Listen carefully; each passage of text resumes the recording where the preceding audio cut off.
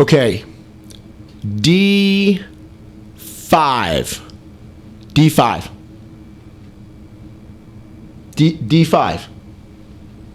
Do you have a ship there? No, it's not complicated. It's not complicated. It's not complicated at all. There are a lot of things that are complicated. I agree with you. Healthcare, complicated. International relations, complicated. It's not complicated. You either have a ship there or you don't. What do you mean you don't know where your ship is? How do you not know where your ship is? It should be right in front of you. You're the head of the Navy. You're the commander-in-chief. You don't know where any of your ships are. None of your ships. You don't know where your ships are. You lost the entire fleet. How do you lose a fucking fleet? Okay, I'm done playing with you. Listen, I got a show. I got to do. I can't play this with you. Send this game to North Korea. Somewhere they could use that. I got to go bash you now for a little while. Tell Kellyanne I love her. Okay? Yeah. Talk to you soon. Bye.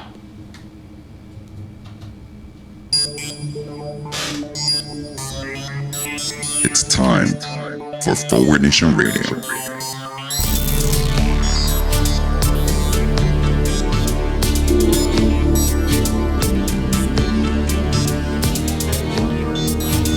Now here he is, the host of Forward Nation Radio, David Leventhal.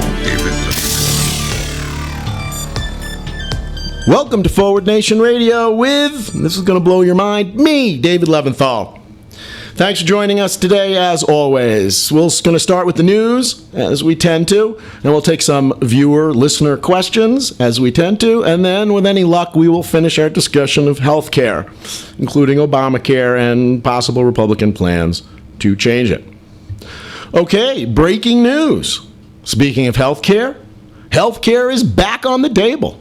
Republicans are going to have a replacement for the American Health Care Act, and they're going to get it passed this week.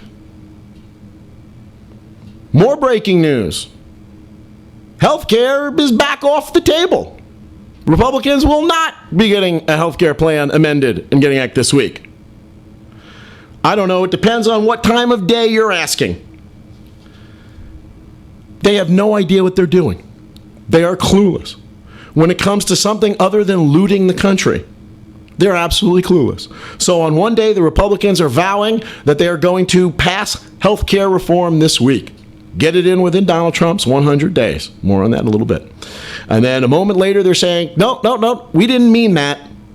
Someone spoke before any of us knew what the hell we were talking about. So that's now back off the table. Other news, it's actual real news, if something happened. Obviously, elections in France have been on the front page of the newspapers. Very unusual that France makes the front page of our newspapers.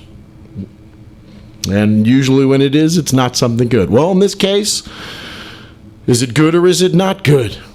It's interesting to look at the elections in France and talk how they are a metaphor for what's going on around the world, including what's going on in America. There is a sigh of relief going up around the world, because the far-right populist candidate, the bad kind of populism that we talked about last week, the far-right populist, xenophobic, nativist, bigoted candidate Marine Le Pen only came in second, which might be of some comfort until one realizes that the people who come in first and second both get to run in the runoff about 2 weeks from now.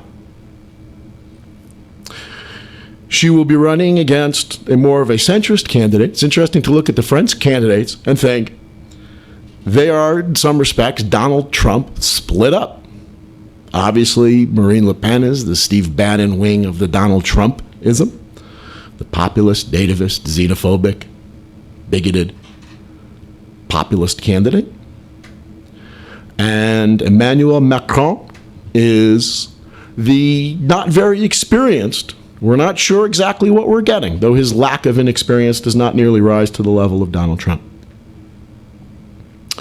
Immediately after the first round of the election, when Macron came in first, Marine Le Pen came in second, barely edging out the third place write-in candidate, I Surrender. Immediately, all the other candidates came out and said, vote for Macron. Don't vote for Le Pen. And the smart money is saying that he is going to win, and win handily, the second round of the election and become the next president. And they will have narrowly averted the surge in right-wing populism that is scaring the crap out of the rest of the world. This is right-wing populism that we saw rise up after the last economic destruction of the Great Depression, which led to the rise of fascism throughout Europe, fed by right-wing populism. There is fear around the world that that will happen again following the Great Recession, the worst economic situation since the Great Depression. When people are hurting and angry economically, they tend to lash out at the wrong people. Every election through Europe is a referendum on whether the populist, nativist, xenophobic, in many cases authoritarian, push on the right can be headed off. The reason people are so scared about this, of course, is the extent to which the American presidential election has fed all of this, by Americans making the choice that we are all imploring the rest of the world to have more sense than to make. Republican tax proposals were just announced, or initially announced yesterday and today. We will have more on that on a future show when we have all the information in about what those proposals are. Obviously, the early indication, and this is going to blow your mind, is that the Republican tax cut proposals will cut taxes on wealthy people, lead to starve the beast, which will mean they don't have any money for everybody else. Improve education, ensure clean water and clean air. Sorry, we don't have the money to do that. We just gave all of our money to rich people and rich corporations. What a surprise, the path we're going down here. Again, more on that in a future show.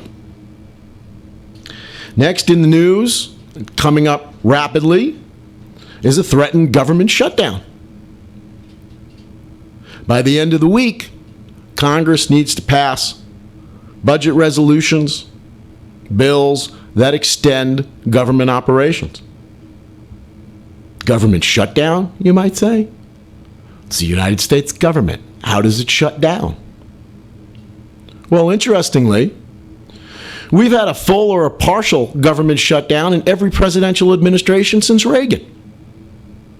So we're due. And I'd say, well, people are feeling a little cautiously optimistic about this one. Because after all, Republicans control all aspects of our government. Clearly, the Republicans will be able to do what's necessary to keep the government running. The problem is that speaks to a unity of idea or purpose in the Republican Party that obviously does not exist. It is the Republicans who have been responsible for the recent government shutdowns, including during the Obama administration. A lot of what this is about is that the American government gets bigger every year. Should we be alarmed about this? No, spending goes up in large part because our population keeps getting bigger every year. Just like your family spending is going to go up if you have another baby. It's just par for the course. So historically, every several months, we have to pass, among other things, an increase in the debt ceiling, the amount of money that the United States government is allowed to borrow. Conservative Republicans, who don't generally want government to do anything, are perfectly happy to say we're not going to increase the amount of money that government can borrow, that government can spend, that government can have. Whether the Tea Party people, or they're now referred to as the Freedom Caucus, is actually going to undermine Republicans' effort to keep our government running remains to be seen. But it's a far more interesting topic than people probably would have thought it was even weeks ago. Stay tuned for this one, and in any event, this might not be a great time to be planning that vacation to a national park. Okay, I am happy to announce before we get to our listener questions, we have our first paid advertisement for Forward Nation Radio. That's right, we have sold our first ad, which we will be running for you now.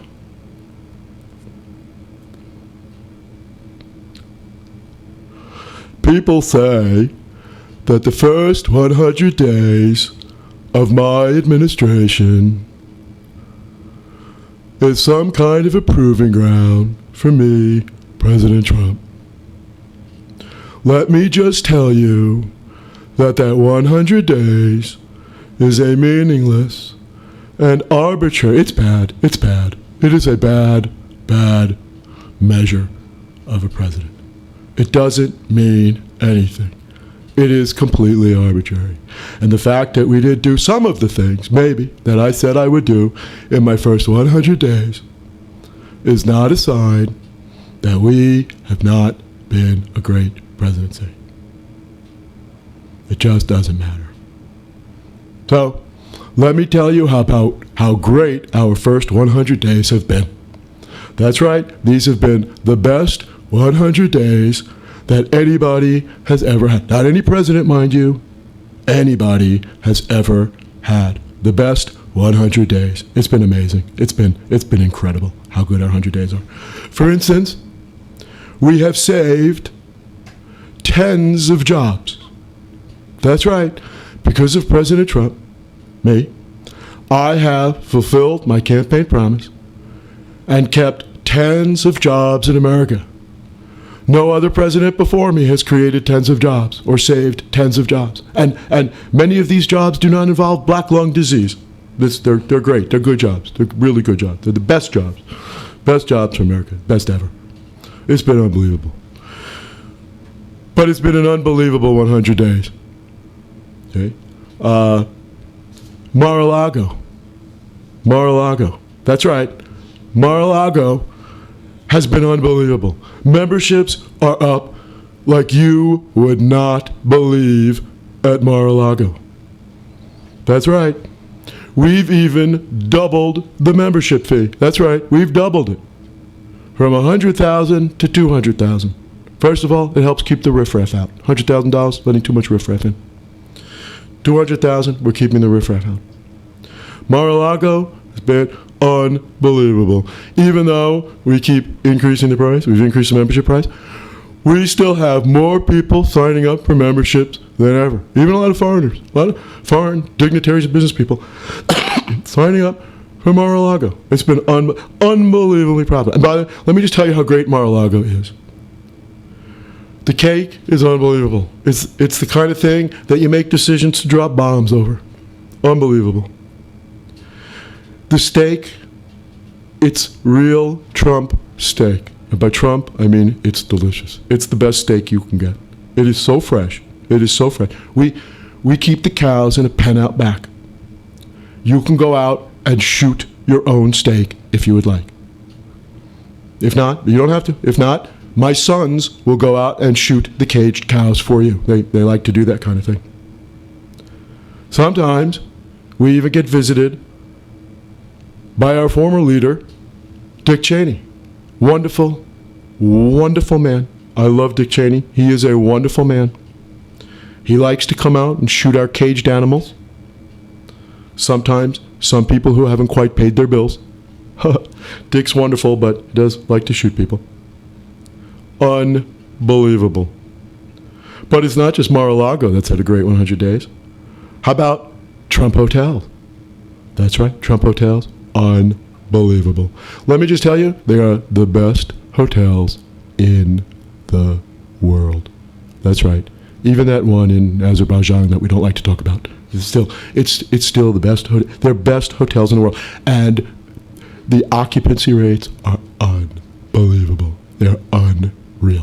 is amazing. For some reason, lots of foreign leaders, lots of business people, all like to stay at Trump hotels. It has been a very good 100 days.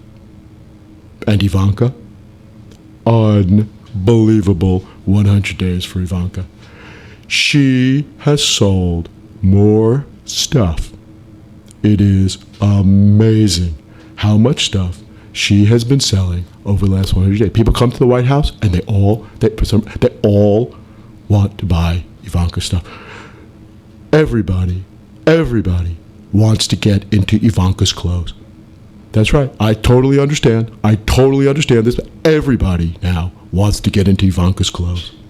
It's been unbelievable. So people who tell you that this has not been a good 100 days, let me just tell you, it has been an unbelievable 100 days for the entire Trump family. Entire Trump family has had an unbelievable 100 days. Even that Jewish kid who hangs around my door a lot. Unbelievable. Anyway, the first 100 days doesn't matter. It's an artificial designation. It doesn't mean anything. But you can commemorate the first 100 days of making America great again by going to whitehouse.gov and hitting the shopping tab. It's new. It's up there, shopping tab. And you can buy all kinds of Trump products. Go to whitehouse.gov. Thank you for listening. Okay, that was our first ad. Thank you very much. This is a good time to note that Forward Nation Radio does not necessarily endorse the views expressed on this show. For that matter, many of us don't even necessarily endorse the views expressed by me. But certainly our advertisers, we don't necessarily endorse their views. Though, advertisers, let's talk cash, and we will consider endorsing your views. Okay, viewer questions.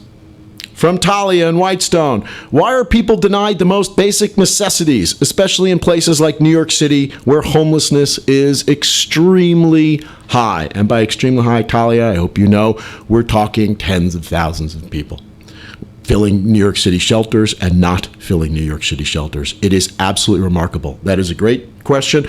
And thank you, socialist Talia from Whitestone. I'm just assuming here. Why are people denied the most basic necessities in the richest country the planet has ever seen?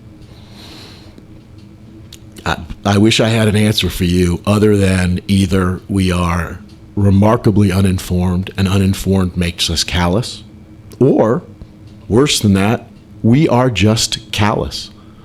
That we are just selfish human beings who don't see the need to provide basic necessities to those around us. In class today, I happened to be discussing taxes. And I asked my students in class, how many of you think that children in America should not be guaranteed basic shelter, a home, a roof over their heads? Nobody raised their hand. How many of you think that children should not be guaranteed 3 meals a day in America? Nobody raised their hands. How many of you think we should have a high-quality education, public education for everybody? How many of you think children should have access to health care? Here's a relevant one. And then I looked and I said, you all must be socialists. What I really meant to say, of course, is you all may be human beings. It is remarkable to me, especially in light of Republican tax proposals, that people with an unbelievable amount of money would actually think that the most important thing that this country needs to do is to give them more. That people could have that much money and look around at the suffering around them and not think, I can't enjoy this money. We don't all have to be bleeding hearts. But at some point, we need to be clear that we do not accept this. Why does this happen? I think hopefully a lot of it is ignorance for the American public. You turn on Fox News and they tell you that everybody has everything they want in America unless they're drug addicts, unless they make stupid decisions, unless they're waste products, something along those lines, and it's easy to dismiss them then. That includes children who have no chance in life because they're exposed to lead rather than nutrition. If you think it's unacceptable, one of the things you should be doing is opposing at great strength the proposed Republican tax cuts. Starve the beast. If you give billionaires more, you can't give more to homeless people. These are the choices that we are making as a society. And Talia, it is the reason that I am depressed so often and angry so often on this show. People who want a lot out of government and who have a lot of money have a lot of influence. And they're watching closely what their politicians are doing. And they will close the spigots of campaign spending if politicians don't take public resources and divert it to them. The American public, on the other hand, is mostly asleep. If you were a politician, whose interests would you represent? Okay, Maria from Queens asks, and it's a good follow-up to Talia's question, what is the best way for a beginner to get more involved in everyday politics? Relevant question, and one that's being talked about a lot when there's been a call all across America for more beginners. I was looking for the term Maria used. For more beginners to get involved in politics. The first thing, from my perspective, you want to get involved in politics? Get informed. If you're not informed, don't get involved in politics. Don't even get involved in voting. The first thing that you need to do is you need to get informed. That will make your opinion more valuable to you and to others. You can also, depending on what level of commitment you want to make, at the very least, you will have an impact on those around you. Your family members, your friends. By your being more informed and more thoughtful, you will probably be surprised, and it may take some time with some of them, but you might be surprised at how influential you can be, at how their thinking may change a little bit based on more reasoned, more fact-based, more substantive argument. If you want to get involved in more than that, I tell my students all the time, get up and do something. And then I think about it and I say, well, wait a minute, this is the internet age. Sit down and do something. Pick up the phone. Send emails. Picking up a phone and calling your congressman. Call your congressman today. Call your senator today and say, this tax package is a disgrace and you need to fight it tooth and nail. Fact is, they count the phone calls. It matters. Show up for a rally. I've talked about this before. You might actually find that you enjoy it. I get great enjoyment out of being at rallies. I feel a lot better. I'm around people I prefer to be around. You want to do more than that? Run for local office. Run for your school board. Get on the PTA. Start small. Get involved in little things. It's the local stuff that really matters a lot in your community. Get involved in that. Listen to Forward Nation Radio or watch us on YouTube and share us with your friends. Okay, that was a shameless plug. Sorry, Maria, your question probably deserved better than that little joke. Although I think, among other things, Forward Nation Radio hopefully will be part of your information package. Get involved in local politics. Show up at events. Show up at town hall meetings. Do things on the internet. Forward intelligent things rather than ridiculous things. And first of all, and most important, turn off Fox News and don't let anyone around you watch it without shaming them. Thanks, Maria, and good luck getting involved. Okay, back to our main subject, which we started last week. We were talking about health care. I'd like to talk a little bit about where we stand, finish the show today talking about what Obamacare was, what it was doing or is doing, and what the Republicans are trying to change about it. Okay, first of all, what is Obamacare? Well, let's start with what Obamacare is not.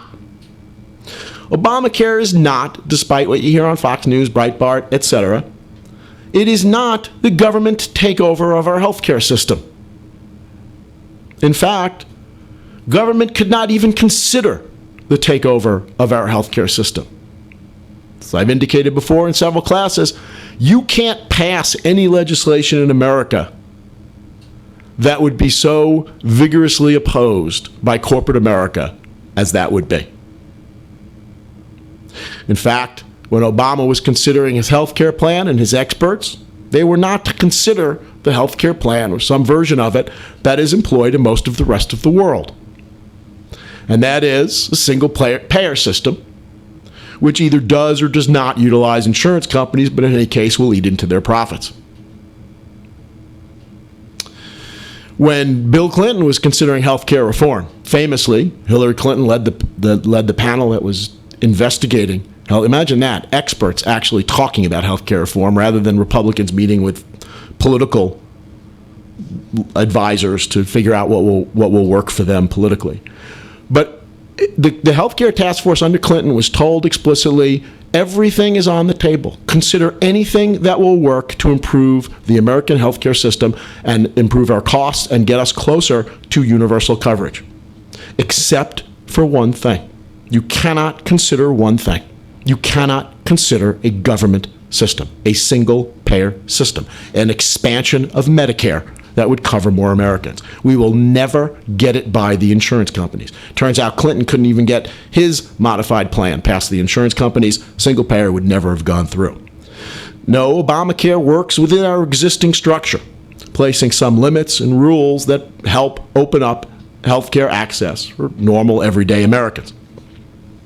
As we talked about last time, the American healthcare system is far more expensive than the rest of the world. Everybody in the rest of the world. We are way more expensive. One of the reasons for that is the way we pay people within our healthcare system. Frequently, generally, people are paid by what they do and what they order.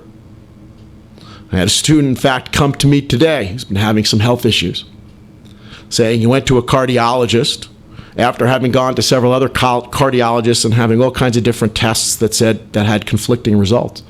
He said his cardiologist today said to him, they should never have ordered any of these tests. You didn't need any of these tests, but they do order these tests because they get money every time they order tests. Well, one of the things that Obamacare seeks to do is change that pay-for-service-based system, pay for what you order, pay for what you do, and instead pay based on outcomes. That whatever it is, whatever problem you face, you pay the doctor or hospital, whatever, a certain amount, what you think is a reasonable fee to cover that. This won't require you then to go in and visit your doctor rather than get a question answered on the phone so that your doctor can bill for an office visit. There's no point. There's no point ordering tests that are unnecessary. This is one of the reasons that healthcare costs, the growth of healthcare spending, has slowed, despite what you've heard, since the imposition of Obamacare. Most of you know, of course, that another provision of Obamacare is that young people can stay on their parents' plan until the age of 26. Why is this important? As we talked about last time, with corporations increasingly refusing to provide health care coverage, people are graduating from college, especially when the economy is not so great, graduating from college and getting internships or getting jobs that do not provide benefits. Therefore, they are playing Russian roulette with their lives. They're not earning enough money to spend thousands of dollars that would be required to buy an individual plan. Under Obamacare, these people now have health care. Until they're 26, they may remain on their parents' policies. Plans are required to cover, employers are required to cover. There is an employer mandate. Employers are required, larger employers are required to provide health care to their workers. We talked last time about how companies are increasingly not providing health care. Well, under Obamacare, employers are either mandated to provide health insurance to their employees or pay a penalty for that. In addition, plans are required to provide a certain minimal coverage. There is a minimal acceptable coverage that your plan can provide in order to meet the mandate. That includes such things as hospitalization, pregnancy, maternity, and newborn care. Oh my God, the socialist. Prescription drugs, pediatric services. That's right, pediatric services. Imagine that. You have to actually cover oral and vision care for children. Mental health and substance abuse services. Not sure what that's all about. Aren't our prisons working well enough to house the mentally ill? But those are required to be covered. Turns out you needed to do that in part because there are a lot of crappy insurance plans out there. Millions of Americans have been paying money for insurance or getting insurance through their employer and feeling like they're covered for whatever it is that's going to affect them, only to find out if they actually get sick that their plan doesn't cover what they need covered. Some time ago, my wife and I have a very good friends, a couple. They are Republican and more conservative than us. They're wonderful people. We were visiting with them sometime not too long ago. And the wife works for a large financial firm. And she pointed out that the financial firm had just announced that they were going to stop providing health care to some of their employees because of Obamacare, because of the Obamacare requirements. And they were really upset at Obamacare because of this. I said, "You're upset at Obama for this?" Let's start with this. First of all, if your company can no longer provide the coverage it was providing, understand that's because it was providing shit coverage. And I promise you that's not the coverage they're providing to the principals at that company, the partners at the company. They're providing it to the lower level employees they feel like stiffing, with a health care plan that's so inadequate that if these people get sick, they're probably going to be told to die or spend all their life savings in order to cover that. But I had another response beyond that. I said, wait a minute. It's because of Obama that your company can no longer provide health care to many of its employees. I get it. The partners at your firm, how much money do they make a year?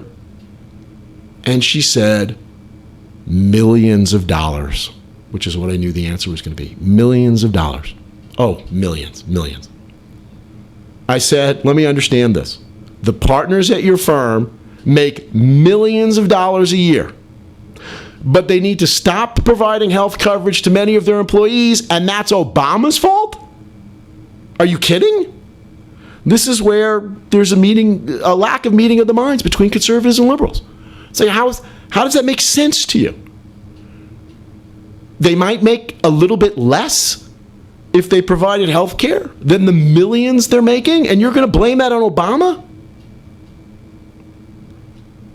Anyway, here's the real meat of the Affordable Care Act, the source of litigation and lots of concern. One of the things that the Affordable Care Act does is it prevents insurance companies from denying coverage for pre-existing conditions. As indicated a little bit in last week's show, if you have a pre-existing condition without health care, good luck. If it is life-threatening, you will die. If you are, God forbid, diagnosed HIV positive when you do not have insurance, at least in the old days, you would die because no insurance company would cover you when they know that you're going to cost them thousands and thousands of dollars a year or a month or whatever. So people with pre-existing conditions were given a death sentence, perhaps. Well, Obama required insurance companies to cover people with pre-existing conditions. But what do you do if people have pre-existing conditions and they can get coverage? What that does is it gives people an incentive to not get insurance while they're healthy. The way insurance works, of course, is the only way it becomes affordable for anybody is the people who don't use it help subsidize the people who do. That often means younger people help subsidize older people's health care. They get theirs years down the road when things have switched around and they're now the olders rather than the youngers. But that would cause a death spiral and destroy the health insurance industry if all the healthy people opted out. Why buy insurance if you could just get it once you get sick? Wait until you get sick, then get insurance. So, along with that came something called the individual mandate, which requires people to get insurance. That way, of course, when healthy people get into the system and bring costs down for everybody else. The individual mandate that conservatives are so upset about, even though this was originally a conservative plan coming out of the Heritage Foundation, which conservatives thought was okay a couple of decades ago before, for instance, the black guy touched it and got black on it. The individual mandate requires people to get insurance. It comes with subsidies so that people who can't really afford insurance can afford insurance.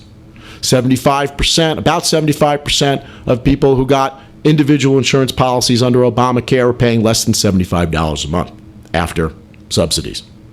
Republicans want to get rid of the individual mandate, even though it was their plan. Also, of course, Obama expanded Medicaid. Millions of people, poorer people, are covered under Medicaid that wouldn't have been before. In fact, the federal government was paying states 100% of their additional Medicaid costs to cover more people. That was only for several years, and it would go down to the high 90s, and then at some point, I think the mid 90s. The federal government would pay for states to give insurance to their citizens. Makes a lot of sense. It's good for the states. Well, unless you're run by Republicans, of course, and your goal is not to help your citizens, not to have a healthcare system that works better, but to tar Obama with something that's bad. So Republican states many of them refused to expand Medicaid, and then turn around and say, look, Obamacare is not working. Ultimately, Obamacare is designed to tax the rich to provide healthcare to the poor. What are Republicans going to do about Obamacare? Well, they have a couple of problems. As I indicated before, if you hit somebody on the head with a baseball bat, they pretty much know who to blame. If you do it indirectly, then most people are too uninformed to know who to blame. Well, if you take insurance coverage away from a 23-year-old, they know who to blame. So the Republicans are saying, okay, we're going to keep that part, staying on your parents' plan to 26. We're not going to require employers to provide insurance anymore, so they can go back to not providing insurance, and then people can blame it on their employers or somebody else. They probably won't think enough to blame it on the Republicans. They're going to get rid of the individual mandate, and they are going to replace it, and Medicaid expansion they're going to get rid of. They're going to get rid of the individual mandate, and they're going to replace it. They're going to keep in that you can't refuse coverage for pre-existing conditions. It's a big deal, and people care about that. But you don't have to have insurance. What they're going to do instead is they're going to impose a penalty on people who let their insurance coverage lapse for at least 2 months. That penalty could be an additional 30% for like a year in your insurance. So if you are young and healthy, would you sign up for health care knowing that the worst thing that will happen when you get sick is that it will cost you for a little while 30% more than it otherwise would have? This will inevitably lead to the death spiral that Republicans keep warning about in Obamacare. It will lead young people to get out of the system, leaving only sick people in the system and destroying the entire healthcare system. This is what we have to look forward to when they finally get their act together. That's our show for today. Thank you very much for joining us. As always, please check us out on our website at forwardnationradio.com. Please forward our link. Watch us on YouTube. Listen to us on Podbean. Talk to all your friends. Climb to the top of the Statue of Liberty and scream out Forward Nation Radio. Well, at some point, I have to come up with a prize for that. Thanks for listening. We look forward to seeing you next week. Bye-bye.